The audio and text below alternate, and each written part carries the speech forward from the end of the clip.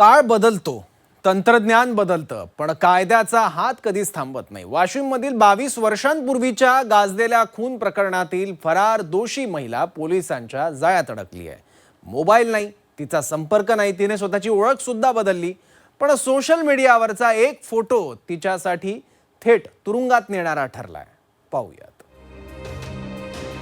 22 वर्ष पोलिसांपासून लपून राहण्याचा प्रयत्न.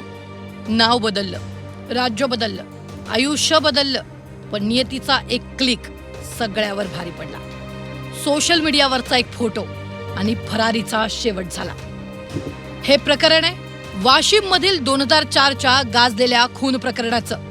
प्रेमसंबंध आणि लिव्ह इन रिलेशनशिप मधील वादातून संतोष घोटे यांची हत्या झाली. या प्रकरणात पंचशीला थोरात हिला अटक झाली. जिल्हा सत्र न्यायालयानं जन्मठेपेची शिक्षा सुनावली. उच्च न्यायालयानेही तो निर्णय कायम ठेवला. यानंतर सर्वोच्च न्यायालयात अपील करण्यात आलं. 2025 मध्ये शिक्षा कमी करून 10 वर्षाच्या कारावासाचा आदेश झाला. मात्र शिक्षा भोगण्यासाठी पंचशीला हजरच राहिली नाही, त्यामुळे तिला फरार घोषित करण्यात आलं. पोलिसांपासून बचाव करण्यासाठी तिनं गुजरात गाठलं. स्वतःची ओळख बदलली, दुसरं लग्न केलं, मोबाईल वापरणं बंद केलं, नातेवाईकांशी संपर्क तोडला.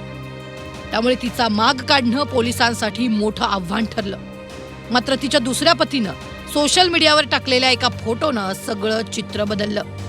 याच फोटोवरून पोलिसांना संशय आला. तांत्रिक तपास सुरू झाला. गोपनीय माहिती गोळा करण्यात आली आणि पोलिसांचं पथक थेट गुजरातमध्ये पोहोचलं.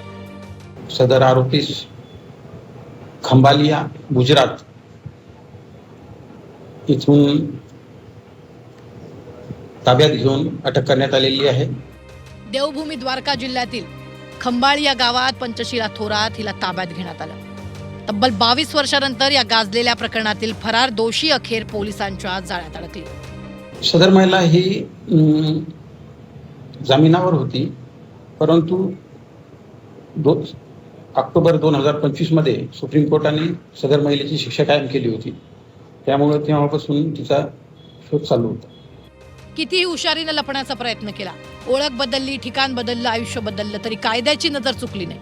एका फोटोनं 2 दशकाहून अधिक काळाचं गुपित उघड केलं आणि पुन्हा एकदा सिद्ध झालं, गुन्हा कितीही जुना असो, न्यायाचा माग कधीच थांबत नाही.